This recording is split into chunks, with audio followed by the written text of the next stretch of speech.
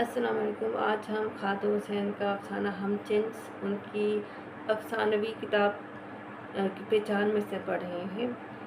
हम जिन्स जब हरे भरे दरख्तों और इंसानों की हजूम से निकल कर हम सड़क पर हो लिए तो वो सड़क अपने ठिकाने को ले जाने वाली नहीं थी और ये देख कर मेरे कदम भारी हो गए। अभी हमारा आज का सफ़र ख़त्म नहीं हुआ था। सूरज डूब रहा था, सामने दरख्तों पर झुकता आसमान गहरी सुर्खी में रंगा था। हवा की आवाज़ साफ हो चुकी थी और पत्तों का शोर ऊंचे दरख्तों से उतर कर मेरे करीब करीब फैला था। और ये वक्त था जब दिन भर के थके हारे हम अपने ठिकाने को लौट जाया करते थे, मगर आज मालिक हमें दूसरे सिमत को ले जा रहा था। शायद वो हमारे दिन भर के काम से मुतमईन ना था। उस वक्त वो मेरे बराबर चल रहा था, वरना मैं उसका चेहरा देखता और उसके दिल का हाल मुझ पर पूरी तरह खुलता। चुनाचे मैं सर छुआए चलता रहा, छनन छन छनन।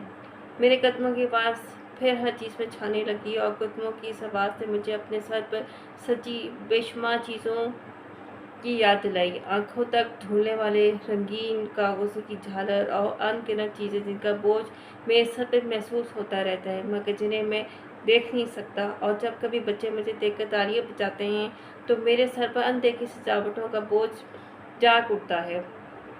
अब भी बावजूद सबके मेरे सर हिलाए बगैर बावजूद जबकि मैं सर हिलाए बगैर ना रह सका। सजावट का बोझ अनगिनत टांगों वाला कीड़ा बना मेरे सर पर सरसराता रेंग रहा था। और जब भी अनगिनत टांगों वाला एक कीड़ा मेरे मगज़ में सरसराता है, मुझे बहुत सी ऐसी चीज़ें नज़र आने और महसूस नहीं लगती हैं जिनका मतलब मैं नहीं जान पाता, और मेरे चारों तरफ धूल के बादल उड़ने लगते हैं। इससे अब भी मैंने सर झटका। उस पर मालिक के हाथ में मेरी रस्सी हिली और उसने तेवरी चढ़े चेहरे से मेरी तरफ देखा। और फिर मुझे याद आ गया कि आज मैंने और मेरे साथियों ने मालिक को मायूस किया है, और इस ख्याल से मेरे कदम और बोझल हो गए। मैंने आगे आगे चलते अपने साथियों को देखा जो मेरे हम जिन्स नहीं थे और मेरी बात ना समझते थे। ये तीनों बरसों से मेरे साथी थे और मालिक एक ही कोठरी में रखता था, मगर हम चारों ने कभी एक दूसरे की बात ना समझी थी। दरअसल ये हम जिन्सी की बात नहीं थी। राह चलते हुए मुझे बीसियों हम जिन्स नज़र आ जाते हैं, मगर मुझे मालूम है इनमें से नहीं, मैं तो सिर्फ मालिक और तीनों साथियों के वजूद के साथ मौजूद हूँ, इसलिए मेरी कोई जिन्स नहीं, मेरे करतब का कोई साझी नहीं। चुनाचे हम एक दूसरे को देख तक अलग-अलग जानने के आदी हो चुके हैं। कभी कभी मेरे दिल में एक अनहोनी सी बात आती है, यूं ही मुझे ख्याल आ जाता है अगर कभी ऐसा हो कि मालिक मेरे गले का ये पट्टा उतार डाले और मुझे कहे जाओ, तो क्या हो। मालिक और तीनों साथियों के बिना तो मैं अपना आप महसूस भी नहीं कर पाता, मगर जब ये सब अनहोनी बातें हैं, मालिक को क्या पड़ी है कि हमें याद करे। और फिर जिस तरह हम अपने मालिक के सामने अपने आप को पहचानते हैं, क्या मालूम मालिक भी हमारे बगैर अपना आप ना जान सकता हो। चल चल, मालिक ने मेरे साथियों की रस्सी हिलाई। उनकी जानने की आदत है कि धूल से अटे रास्तों में खाने की चीज़ें ढूंढते रहते हैं। मेरा ये ख्याल है कि जिस रोज़ मुझे मालूम हो जाए कि आज मैंने मालिक को मायूस किया है, उस रोज़ मैं कुछ खा भी नहीं सकता और मालिक की मायूसी और बेबसी का बोझ मेरे अंदर उतरने लगता है। मगर मेरे साथी वैसे ही मुतमईन रहते हैं, पर मैं क्या जानूँ, ना वो मेरी बात समझते हैं ना मैं उनकी। क्या मालूम उनके अंदर भी मालिक की मायूसी और बेबसी का बोझ उतरता हो। फिर चलते चलते एक सड़क के मोड़ पर मालिक ने अचानक हमको रोक लिया। रस्सी की ये जुम्बिश हम चारों खूब पहचानते थे, ये रुकने का इशारा है। अब पल भर में तमाशाई जमा हो गए और तमाशा शुरू होगा, और जूं जूं लोग जमा होते जाएंगे मेरे सर पर सजावटों का बोझ तेजी से रेंगने लगेगा। तब मेरा जी चाहेगा कि इनको इतना शदीद से झटका दूं कि सब कुछ दूर जा पड़े, और फिर मैं इन सब चीज़ों को देख पाऊँ जो यूं बेशुमार टांगों वाले कीड़े बने मेरे मगज़ में उतरती चली जाती हैं, मगर यूं कभी नहीं हो सकता। मालिक हर रोज़ सफ़र पर निकलने से पहले इन चीज़ों को मजबूती से मेरे सर पर बांधता है।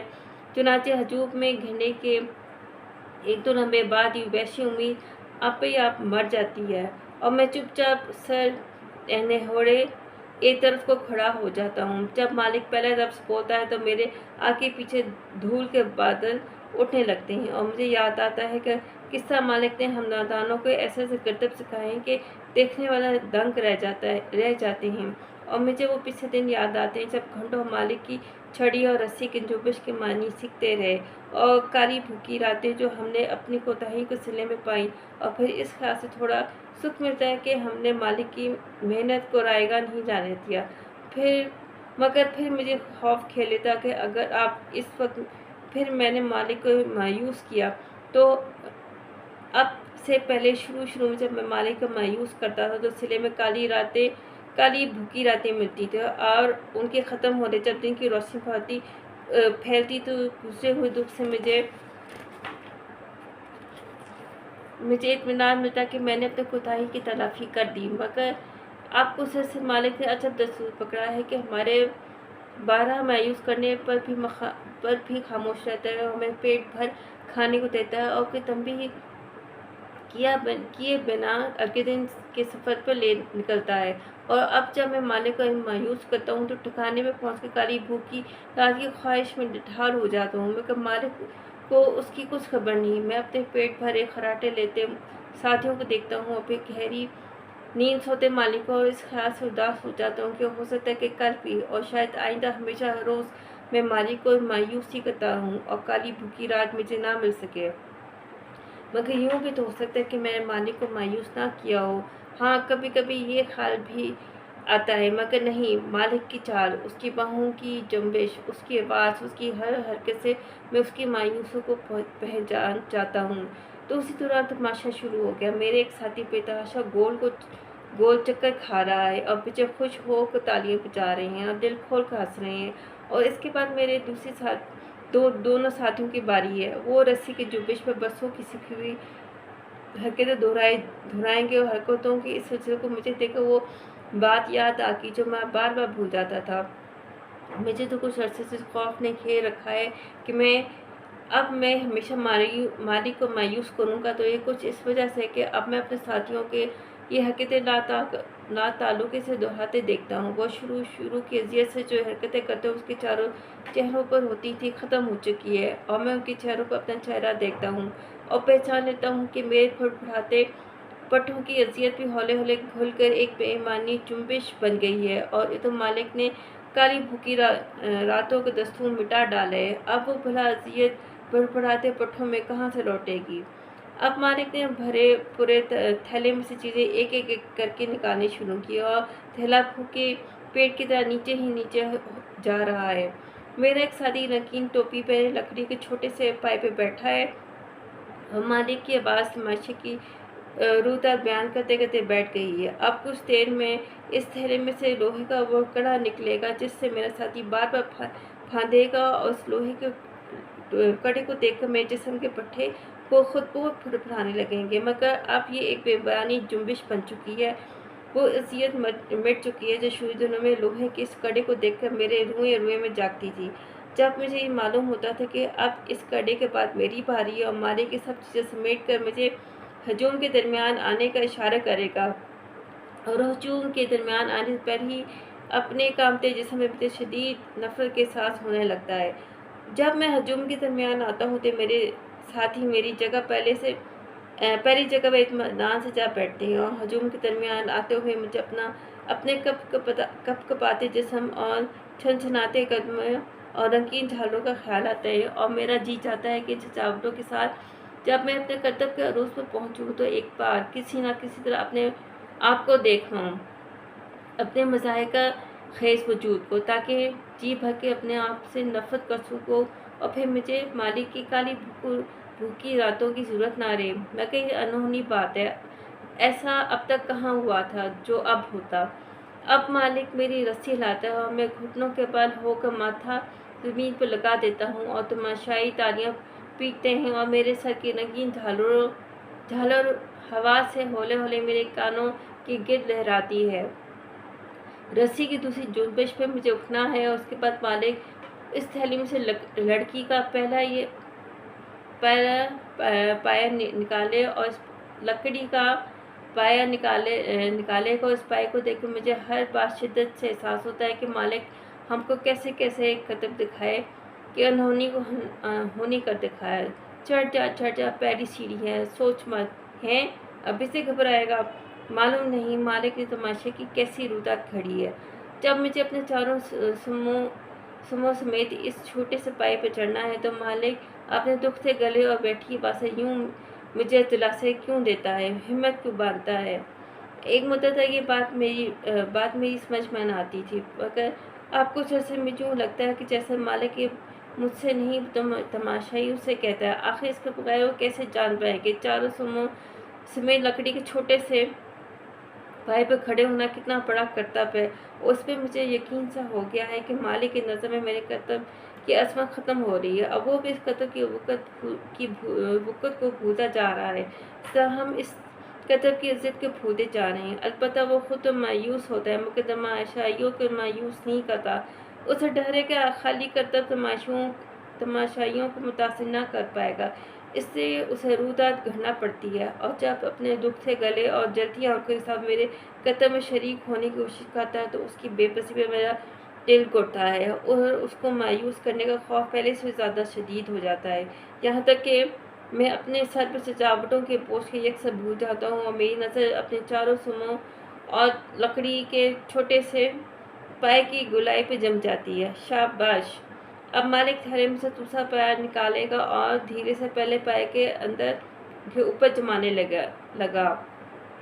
पहली निकल गई मेरे ला, अब दूसरी आई। कदम जमा, सो से मेरे ला, पाँव जमा। अब मैं अपने दोनों समूह को अगले पाए पे जमा कर पिछले दोनों को भी के साथ टिका दूंगा और महसूस करना चाहूँगा कि मैं मालिक ने कैसा कदम सिखाया है कि समूह में इतनी समझ पैदा कर दी।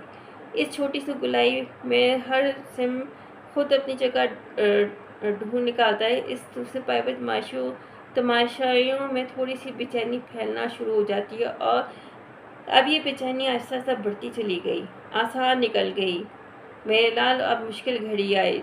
दिल जमा मेरे लाल, काम नहीं बकरे, बल हिल नहीं, हिलने वाले को क्या मिला है, जूं जूं मुश्किल मंजिलें आती जाती हैं मेरे कर्तव्य की वक़्त पर मालिक का शक बढ़ता जाता है। पहले मैं समझता था मालिक को इस बात का खौफ है कि मैं काम कर गिर जाऊंगा, मगर अब मुझे मालूम है कि मालिक खूब जानते हैं कि मैं कभी गिर नहीं सकता। मैं इस पर गिरने का हौसला नहीं। वो तो खुद इस कर्तव्य की असमत के बारे में शक में पड़ता जा रहा है। शायद उसे एक खदशा है कि कहीं बिलाखिर ये न खुले कि कर्तव्य है ही नहीं, महज एक बेईमानी हरकत है। और इसे जब देखता है कि मुश्किल मंजिलों के शुरू होने पर भी मेरे जिस्म में महज खफीफ से लर्जिश आई है, तो वो इस कर्तव्य की अहमियत का यकीन कराने में मुझे ललकारता है। काम नहीं, हिल नहीं मेरे लाल, और मेरा जिस्म खुद ब खुद इंतहाई शिद्दत से कांपने लगता है।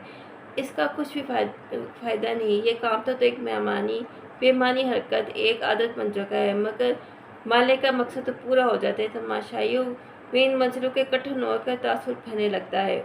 उनकी बेचैनी बढ़ती है, बच्चे और बड़े सब की साथ ताज्जुब और खदशे से रुकने लगती है, मगर इस पर भी मेरे दिल में खुशी नहीं जागती।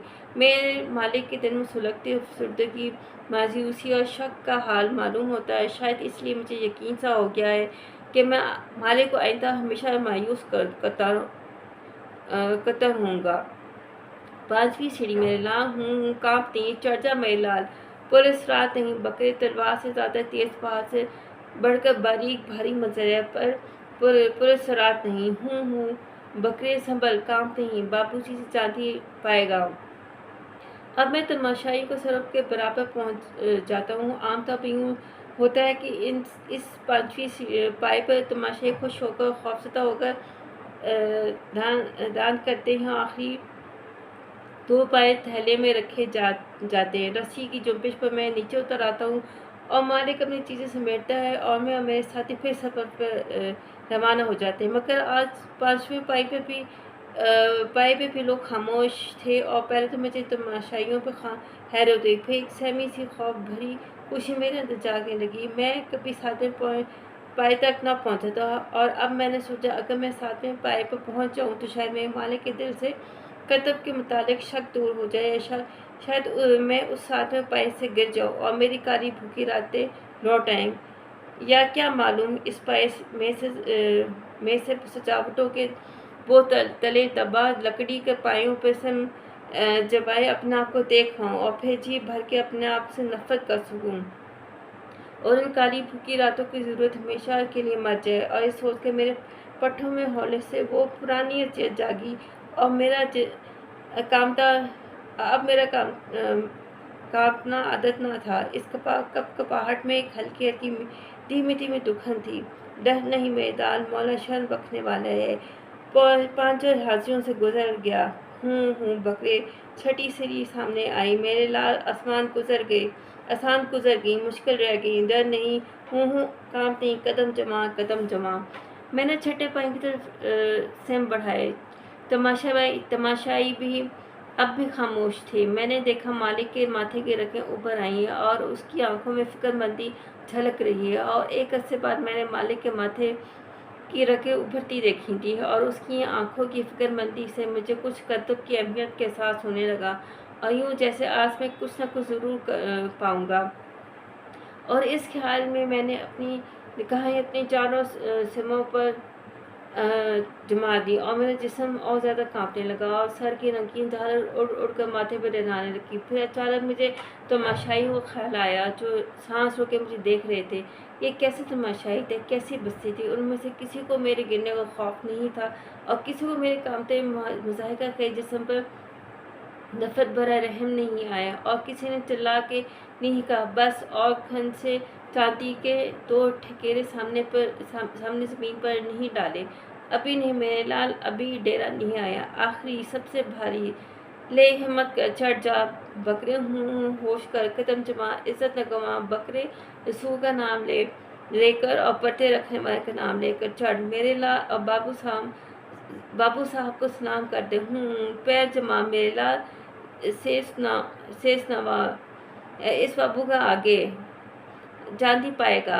7वीं पाए पर चढ़कर मेरे मालिक की छड़ी के सामने शारी पर सर झुकाया, और सर उठाने से पहले सोचा मालूम नहीं मुझे क्या मिलेगा। तब तमाशाइयों में अजब तरह का इज़्तिराब फैला कि उससे पहले कभी ना फैला था। मुझे मालूम नहीं ऐसा क्यों लगा जैसे किसी ने किसी हम जिसकी आवाज़ सुन ली हो, तो खौफ और नफरत से बोझल वो आवाज़ मेरी, जो मेरी अपनी ही आवाज़ हो। और तब मेरी नज़रें खुद ब खुद उस तमाशाई की तरफ उठ गई जिसके सामने मैंने सर झुकाया था, और वहाँ मैं अपने आप से दो चार हो गया। मालिक के इशारे से लड़ता सजावटों के बोझ तले दबा वजू चारों सिम चौड़े लकड़ी के पतले पतले पायों के मीनार पर खड़ा था, और तमाशाइयों के हजूम के सामने से नवा रहा था, और मालिक उसके कत्ल से मुताल्लिक शक में गिरफ्त था। छड़ी के इशारे से तमाशाइयों की तवज्जो उसके कांपते जिस्म और सातों पायों पर मरकूज कर रहा था, और यूँ अपने आप से दो चार होने पर मुझे मालूम हुआ कि दरअसल मैं तमाशाई हूँ, और तमाशाई बनकर मैंने खन से चांदी के 2 ठकेरे मालिक के सामने फेंक दिए।